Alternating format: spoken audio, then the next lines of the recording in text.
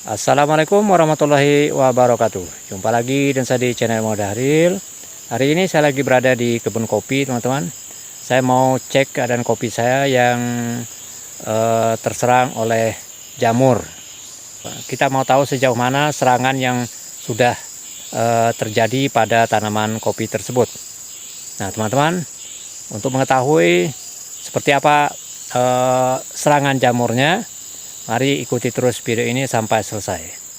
Oke teman-teman, ini adalah kopi yang sudah berbuah teman-teman. Ini sudah hampir memasuki musim ini teman-teman. Ya, itu sudah ada yang mulai matang. Kemarin saya lihat ada tanaman saya yang diserang oleh jamur. Nah, ini dia pohonnya teman-teman. Nah, ini pohon kopi yang terserang jamur. Ya, seperti ini teman-teman. Nah, ini sudah terserang jamur, sudah menghitam ini teman-teman. Ya, buah-buahnya sudah menghitam. Ya, kalau buahnya sudah begini, ini tidak bisa diharapkan lagi ini teman-teman. Ya, ini sudah gosong begini. Ya, ini ada bintik-bintik putihnya juga. Ya, ini bekas jamurnya. Ya, padahal ini belum tua teman-teman, masih muda buahnya. Ya, tapi sudah harus mengalami serangan jamur. Ya, begini parah teman-teman, sehingga buahnya menghitam, gosong. Ya, nah ini juga teman-teman, gosong sampai ke ranting-rantingnya. Nah, ini keadaannya ini terserang oleh jamur yang dikenal itu jamur upas teman-teman ya. Ini jamur upas yang menyerang teman-teman. Buahnya sudah menghitam, kemudian ini sudah merah, ini tidak ada isinya ini. Ya, kosong. Ya, ini masih muda tapi sudah terserang jamur, jadi tidak ada isinya. Ya. Nah, seperti ini teman-teman. Ya, ini buahnya masih kosong ini. Ya, masih kosong, tapi sudah terserang jamur. Ini kondisi jamur yang menyerangnya cukup parah teman-teman. Ya, yang seperti ini tidak bisa dilakukan tindakan pencegahan lagi karena seperti ini ranting-rantingnya sudah mati. Ini jamurnya ini menular teman-teman. Nah, ini yang sudah begini harus kita pangkas nih teman-teman. Nah, ini kita pangkas nanti. Ini yang baru terserang ya. Sebagian sudah menghitam, itu ada bintik-bintik putihnya, itu jamurnya teman-teman, jamur upas yang menyerang. Nah, ini juga mungkin nanti akan sampai ke sini ya, bekas-bekasnya itu ada. Nanti kita akan lakukan penyemprotan ini dengan menggunakan D10M ya, kita akan semprotkan. Kemudian yang sudah terkena jamur ini kita lepaskan dari pohonnya dan kita pangkas. Nanti cabang-cabang yang sudah tidak berfungsi lagi begini ya, sudah mati oleh serangan jamur. Untuk keadaan jamur yang sudah parah begini, ini tidak bisa dikendalikan teman-teman. Tapi kita melakukan pencegahan untuk supaya tidak menyerang ke bagian-bagian yang lainnya nanti. Ya, kasihan nanti ini pohonnya buahnya lebat ini teman-teman, tapi belum matang ya. Ini masih muda, tapi sebagian sudah terkena jamur. Nah, jadi untuk serangan jamur yang begini, ini kita harus melakukan penyemprotan dengan fungisida untuk menghindari jamur-jamur ini menjalar ke bagian yang lainnya. Ya, karena jamur ini sifatnya ini menular, teman-teman. Ya. Nah, seperti ini. Ini buahnya sudah menghitam. Ya, di ujung-ujungnya masih hijau nih. Ya, tapi serangan sudah sampai ke sini, teman-teman. Ini sudah diserang jamur, ini gugusan ini sudah gosong begini, tidak akan bisa lagi bertahan. Ya, karena ini sudah terkena jamur yang cukup parah ini teman-teman. Jadi yang terserang jamur itu menghitam, ya merah dulu begini teman-teman. Ya, ini serangannya merah kemudian menghitam. Ya, padahal merahnya ini bukan karena matang teman-teman. Ya, tapi merah karena serangan jamur.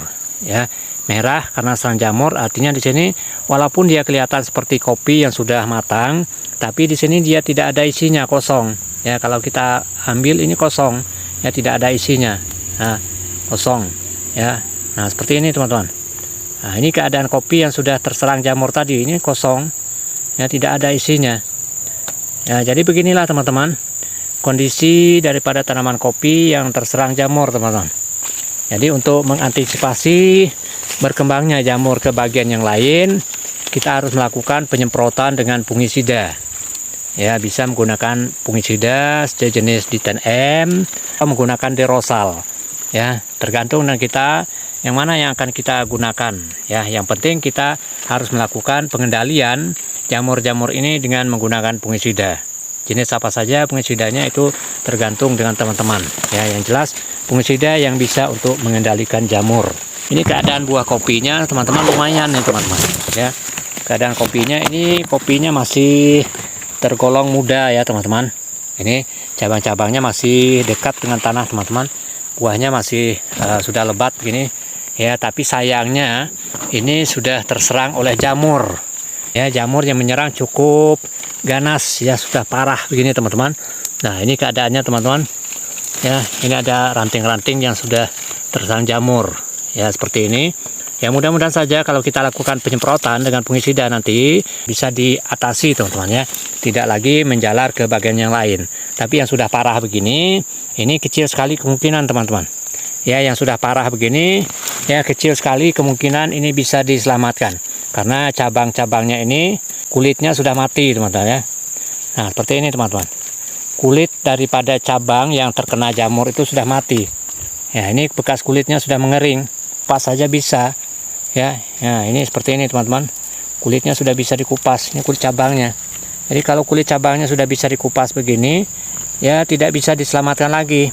Salah satu cara kita untuk melakukan tindakan ini nanti kita harus pangkas teman-teman.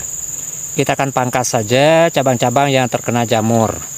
Ya, supaya nanti tidak menular ke bagian yang lainnya. Walaupun ada tunasnya, ya tunas yang tumbuh seperti ini tunasnya sebenarnya kelihatannya bagus ya, tapi karena di bawahnya sudah terserang jamur, jadi di sini mungkin saja nanti kalau kita tinggalkan tunasnya ini juga akan terserang oleh jamur. Ya, ini kita pangkas nanti dari sini kita pangkas, ya kita biarkan ini kita buang, kemudian kita mengharapkan tunas yang tumbuh dari bawah ya, yang di bawah yang masih tidak terkena jamur, ya belum terserang jamur di bawahnya. Nah, ini bisa kita harapkan tunas akan tumbuh dari sana. Ya, walaupun di sini sebenarnya ada jamurnya, tapi nanti ini bisa kita pangkas di sini, kita halangi jamurnya sampai ke sini dengan melakukan penyemprotan dengan fungisida. Ya, itu tindakan yang akan kita lakukan nanti teman-teman.